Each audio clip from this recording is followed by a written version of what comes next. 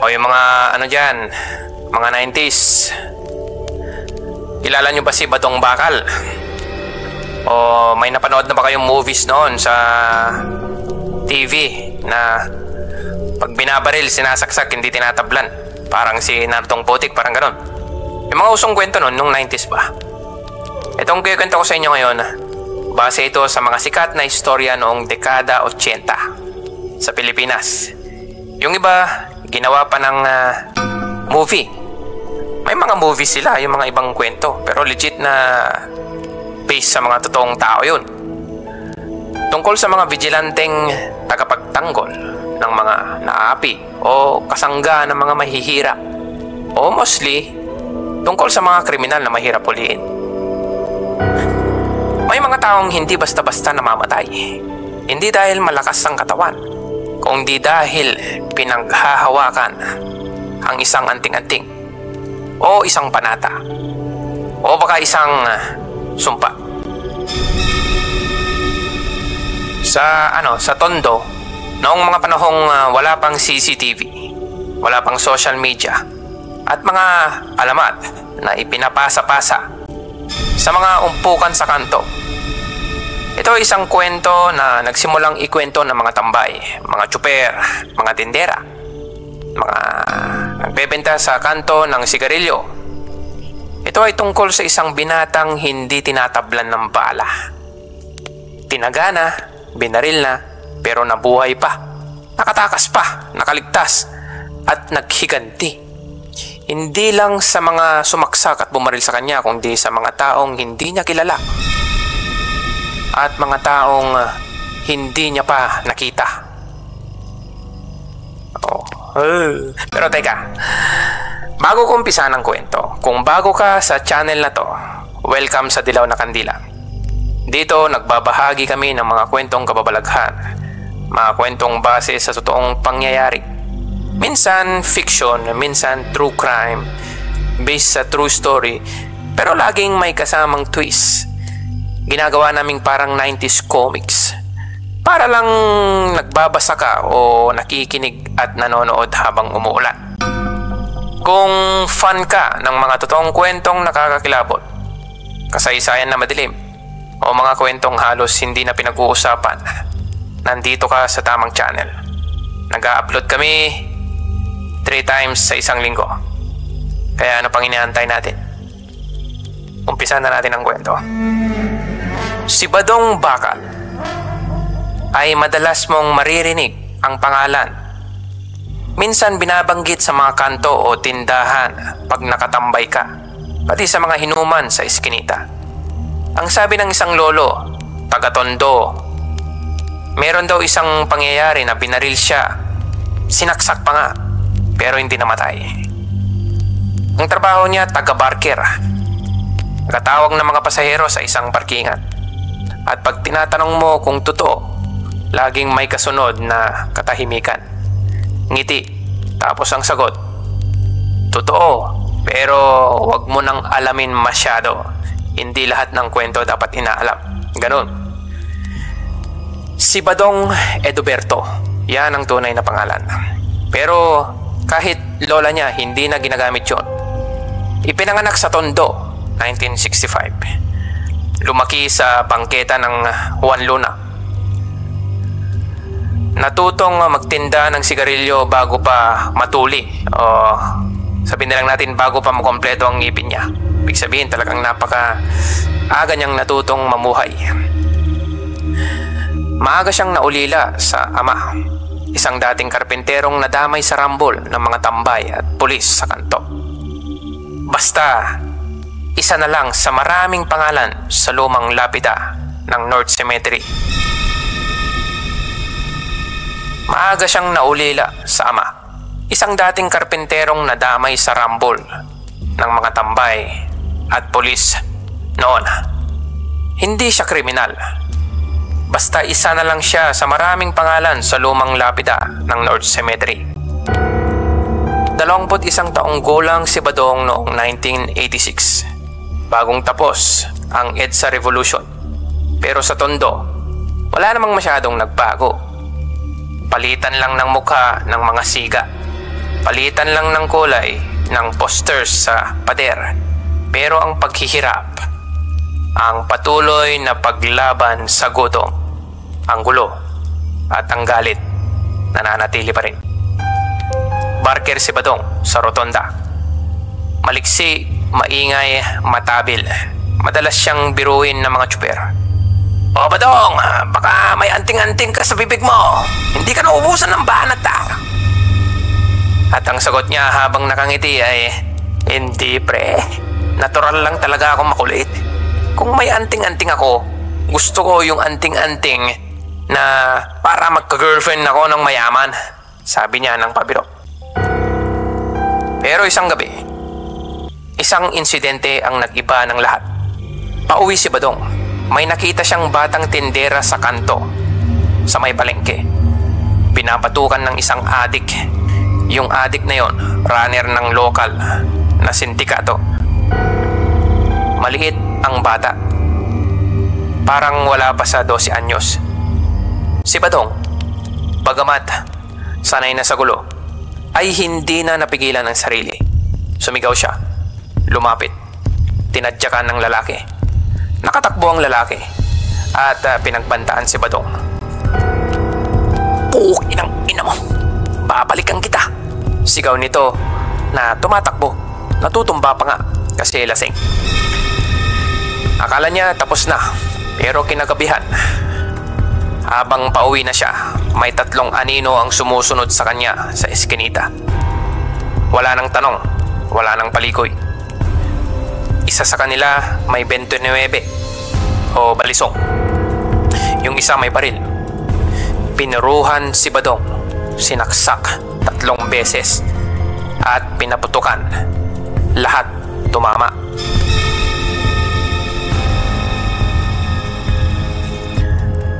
At si Badong, tinapon lang parang basura sa estero malapit sa ilog.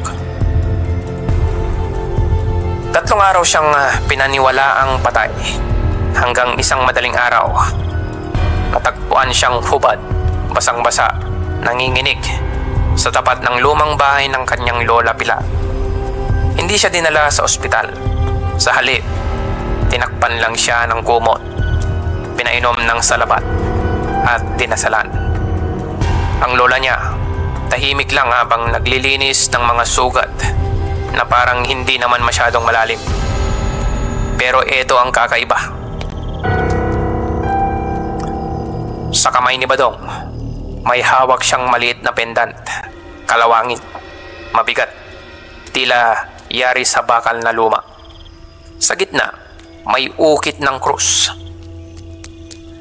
Pero hindi ito karaniwang krus. Ang disenyo nito ay may baybayin o hindi sure kung anong disenyo yon. Sa may parteng gilid ay may mga salitang Latin na tila nilulumot. "Bakit nasa iyo yan?" sabi ng lola niya. Nakita ko sa ilalim ng kama mo, nung naglilinis ako. Kinuha ko at binulsa. Sorry. Binalak kong ibenta sa pawn shop pero walang bumili. Hindi nila pinatos. Kahit sa Quiapo, ayaw nila, sabi ni Badong. Hindi naman nagalit ang lola. Pero ang paliwanag niya ay galing daw yon sa kanyang yumaong asawa, si Isko, dating gerila sa panahon ng Hapon. Wala siyang sinabing marami maliban sa isang babala. "Naging alamat at kinakatakutan ng mga Hapon ang lolo mo dahil dyan, Badong," sabi niya sabay umalis para magluto ng makakain. Sa mga sumunod na linggo, tila muling nabuhay si Badong. Nagpatuloy siyang magtrabaho pero napansin ng mga tao may kakaiba sa kanya. May isang beses, nakita ng lahat na napuruhan siya sa tagiliran noong napalaban siya sa parkingan habang pinoprotektahan ang isang jeepney driver na kasamahan niya mula pagkabata laban sa mga mangungutong na mga hudlum. Pero parang wala lang sa kanya. Parang wala siyang ininda. Hinabol pa niya ang mga hudlum at sinagawan pa ng, "Hoy! niyo akong piliting bumalik sa dati kong buhay. Sinundan siya ng tingin ng mga tao. Nakita nila yung sugat niya. Wala ni isang patak ng dugo. Doon na siya tinawag na Badong Bakal. Nag-umpisa sa pabirong alias hanggang sa maging ito ang tawag ng lahat sa kanya. Ang mga batang kalye, ginagaya ang lakad niya, ginagaya ang pananalita, ginagaya pati ang tindig. Sa mga tambayan, siya ang bagong idolo. Hindi artista, hindi politiko. Isang tunay na laking kalye na bumabangon kahit paulit-ulit pinapabagsak. Literal. Pero hindi lahat ay humahanga. May mga matatanda sa kanto. Yung mga lumaki sa panahon ng giyera, tahimik lang. Hanggang sa may isa, si Mang Ado. Ang nagsabing, baka may anting-anting yan, si Badong. May nasaksihan akong ganyan na tao noon. Hindi tinatablan ng kahit na anong patalim. Ang mga anting-anting na ganyan, may kaakibat na kaluluwa. Sabi niya na parang siguradong sigurado sa mga tambay. Simula noon, may mga nagsabing tuwing gabi o pagkatapos ng inuman pag nakakatulog si Badong, naririnig nila itong nagsasalita habang tulog. Latin. Minsan parang Kastila. Minsan parang dasal. Minsan parang sigaw ng dalawang tao. May isa pang nagsabi, nakita raw niya si Badong habang nakikipagbakbakan sa isang siga sa labas ng iskinita lang. Ang mga mata raw nito ay parang nagliliyab. At kahit si Badong, ramdam na rin niya. Hindi na lang basta tapang ang nararamdaman niya. May init sa dibdib. May lakas na hindi sa kanya galing. At sa tuwing nakakakita siya ng karahasan, parang may bumubulong. Hindi sapat na pigilan sila. Parusahan mo sila. Ganun. At dito na nagsimulang mabuo ang alamat. Isang batang kalye na lumaki, nasanay sa hirap at hindi kayang patayin ng basta-basta. Isang pangyayaring binuhay ng anting-anting. Pero sa bawat gabing lumilipas, unti-unti na rin siyang kinakalawang sa loob. Hindi niya na alam kung saan nagsisimula ang tapang niya at kung saan nagtatapos ang kontrol. Minsan, hindi mo agad mararamdaman ang pagbabago. Parang usok lang na dahan-dahang lumalaganap sa loob ng bahay. Wala ka pa rin nakikita pero alam mo may sunog na sa sulok. Ganon ang nangyari kay Badong. Hindi niya agad inamin pero gabi-gabi ginigising siya ng parehong panaginip. Minsan nasa loob siya ng isang simbahan. May mga basag na bintana. May amoy ng kandila at dugo. Nakasuot siya ng sotana. Mukha siyang pari, pero hindi makapangyarihan kundi natatakot. May putok sa malayo. May mga paang papalapit. Tapos may bumubulong sa likod niya. Hindi ka nila ililigtas. Walang kahit na sinong kumakampi sa'yo. Pinagkaluluka ka. Minsan, nakakadena siya sa isang puno. Basang-basa sa ulan. Pinipilit siyang magsalita habang tinatadyakan ng mga anino. Hindi niya alam kung bakit, pero alam niyang may iniingatang sikreto ang pari. Sa panaginip nito, siya yung pari doon.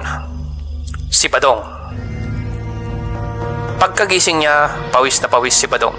At sa tuwing tinitignan niya ang pendant, may kakaibang pakiramdam. Parang nakatitig din ito sa kanya. Lumapit siya kay Clarice, isang volunteer nurse sa barangay health center. Mas bata ng kaunti kay Badong. Una niyang nakilala sa hindi magandang paraan si Clarice, o sabihin na lang natin hindi inaasahan. Naligtas niya si Clarice mula sa dalawang hold-upper.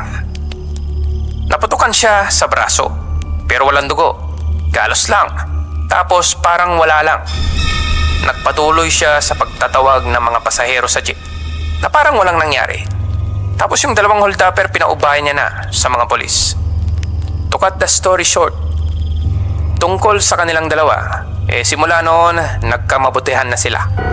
Okay, balik na tayo sa present time.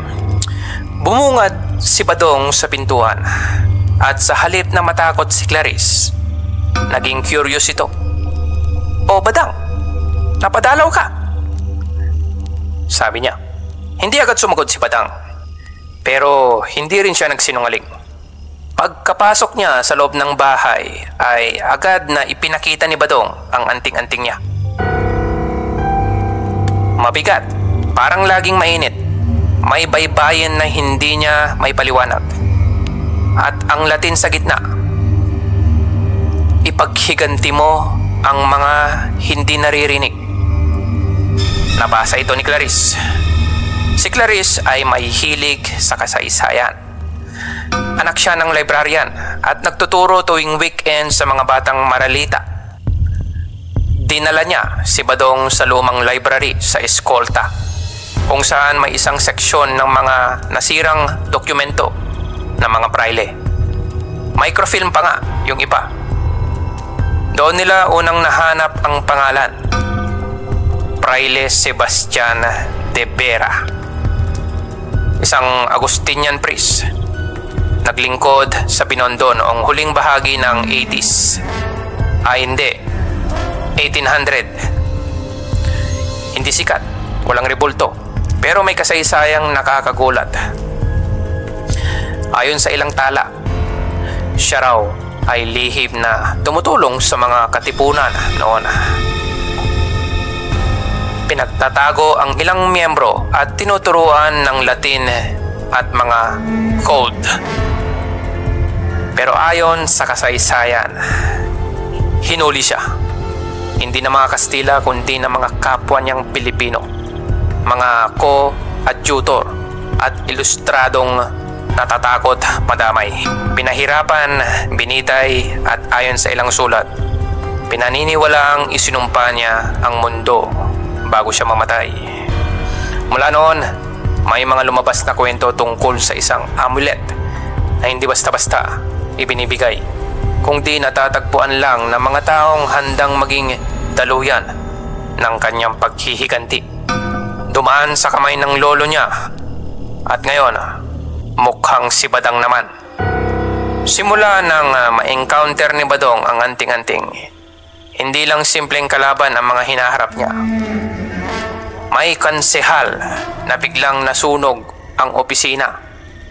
Akala ng lahat electrical short, pero ang katawan parang may marka ng sunog sa hugis ng krus. Isang pari, kilalang malapit sa mga military detachment noong martial law, nalunod sa loob ng baptismal font habang nag-iisa sa simbahan. May pulis na natagpuang nakapako, literal na nakapako sa abandonadong bahay sa Mariones. At may mga bulong na nagsasabing lahat sila may koneksyon sa mga makasaysayang pamilya, mga ilustrado, mga dating co-owners ng mga lupain ng simbahan, mga lahing minsan nang nagtaksil sa bayan. Nagsimula ng kabahan si Clarice kasi ang apelyido niya ayon sa family tree na tinuro ng lola niya sa kanya ay konektado sa isang General Francisco Evangelista, isang pinuno sa kawit noong panahon ng himagsikan, na ayon sa ilang lumang journal ay isa sa mga nagbigay ng lokasyon ni Fraile Sebastian sa mga Kastila kapalit ng posisyon. Ang nangyari parang tinraidor siya ng sarili niyang kapamilya. Ganon ang nangyari kay Fraile Sebastian. Tinanong niya si Badong habang magkausap sila sa ilalim ng poste ng ilaw sa rekto. Alam mo ba kung sino ang susunod, Badong? Tahimik si Badong. Pero may luha sa gilid ng mga mata niya.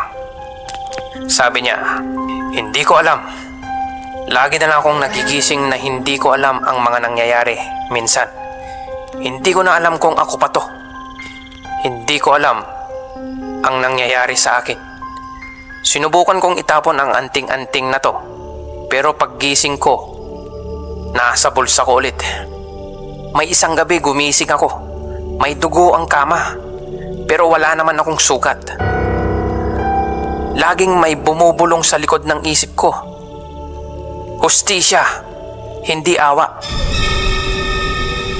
Sabi ni Badong. Ang mga kamay niyang dati para lang sa pagkaway sa mga pasahero sa jeep, ngayon parang armas na ginagamit ng isang kaluluwang hindi matahimik. Hanggang sa isang araw, muntik nang may masaktan. Isang batang lalaki, siguro mga 6 to 7 years old, basta maliit, bata pa. Sinasabing apo ng isang dating military aide. Nagtinda lang ng balot sa malamig na lugar.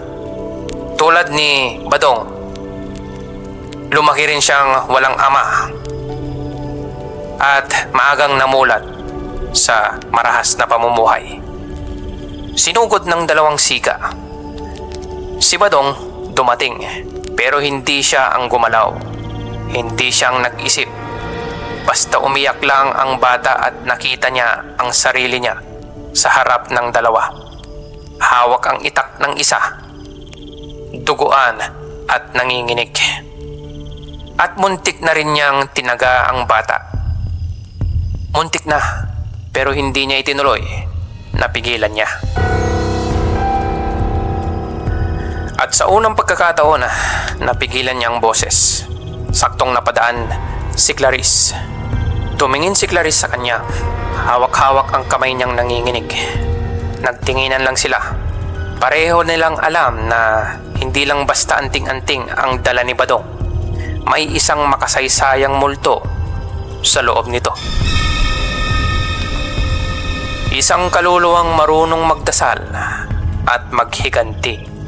At hindi nila alam kung paano ito mapapatigil sa paghihiganti sa mga maling tao. At si Badong, unti-unti na siyang napanghihinaan, parang kinakalawang. Hindi na lang ito tungkol sa mga sugat na di dumudugo o sa balat na parang bakal. Mas mabigat ang hindi nakikitang sugat.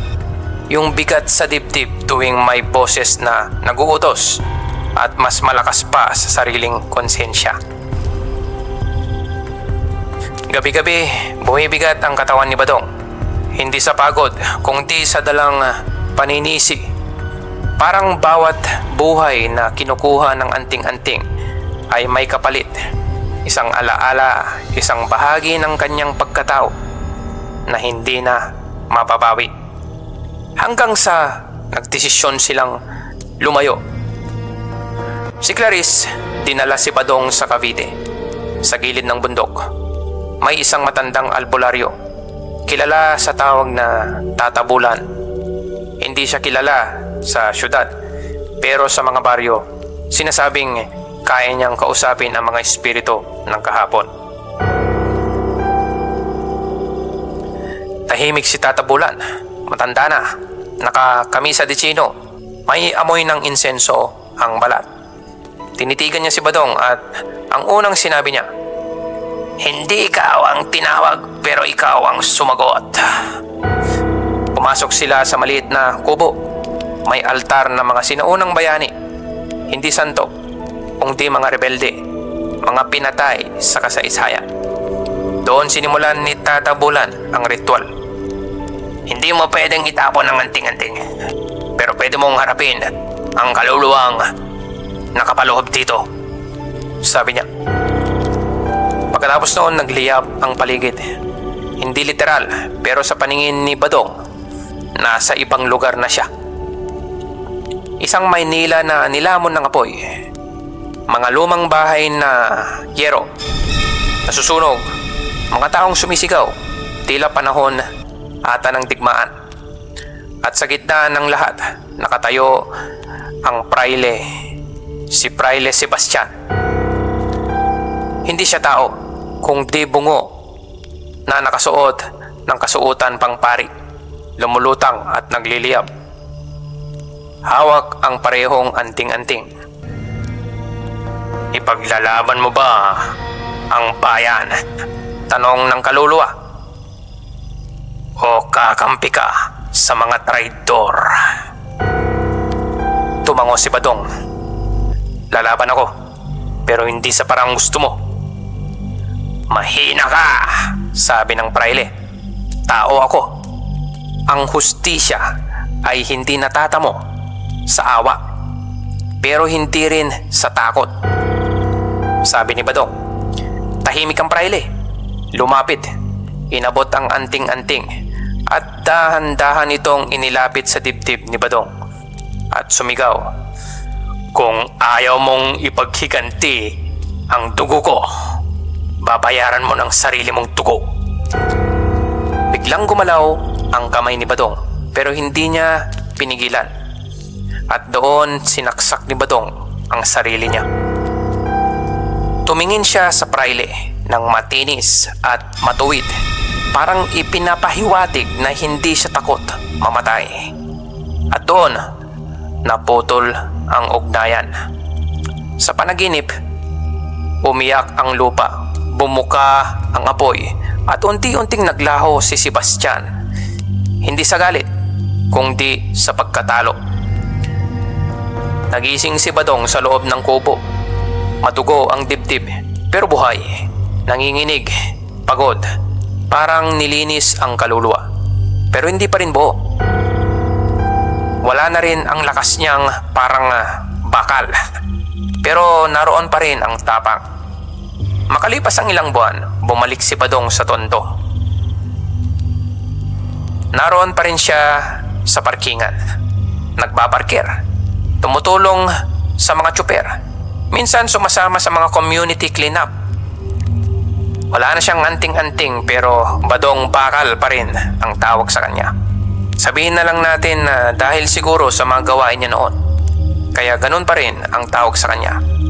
Pero hindi dahil sa anting-anting.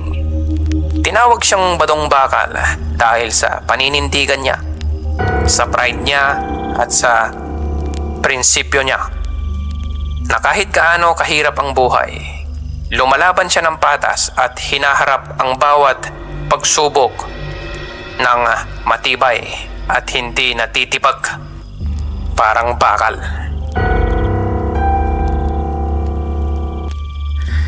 Nakita siya minsan ni Clarice na saktong sabay silang uuwi sa magulong traffic sa gitna ng ulan. Walang payong, nakangiti, basang-masa. Hoy! Wala ka ng anting-anting, biro ni Clarice. Ngumiti lang si Badong at nagpatuloy sa paglalakad. At dito na nagtatapos ang kwento. Ang mga alamat hindi palaging nagsisimula sa kababalaghan. Minsan simpleng paninindigan lang, at minsan ang tunay na kalaban hindi mapaghiganting espiritu o hindi yung anting-anting. Hindi rin yung mga tao o mga kriminal o yung mga abusadong tao dyan, kundi ang boses sa loob natin na nagtutulak na kalimutan kung sino tayo. Sa dulo, si Badang ay hindi inidulo ng mga tao dahil hindi siya tinatablan ng bala. Kinuwekento siya ng mga tao sa lansangan. Tinitingala siya ng mga kabataan dahil pinili niyang hindi maging halimaw kahit pwede na sana. Okay, napaka-interesting ng kwento, no? Badong Bakal, ang binatang di tinatabla ng bala. Kwento ng hustisya at pakikibaka ng isang simpleng tao laban sa mga kapangyarihang gusto siyang gawing halimaw. At isang alamat ng Tondo na totoo man o hindi, may dala pa ring aral. Ano masasabi nyo? Gusto nyo ba ng mga ganitong usapan? Huwag kakalimutan mag-subscribe. Nagbabahagi kami ng creepy, real-life horror at mystery stories 3 beses kada linggo. Kung gusto nyo naman ng mga solid and immersive storytelling na parang kinikwento lang ng kaibigan nyo sa tambayan, may ganun din tayo. Hanggang sa susunod, ito ang Dilaw na Kandila. Maraming salamat. Bye-bye.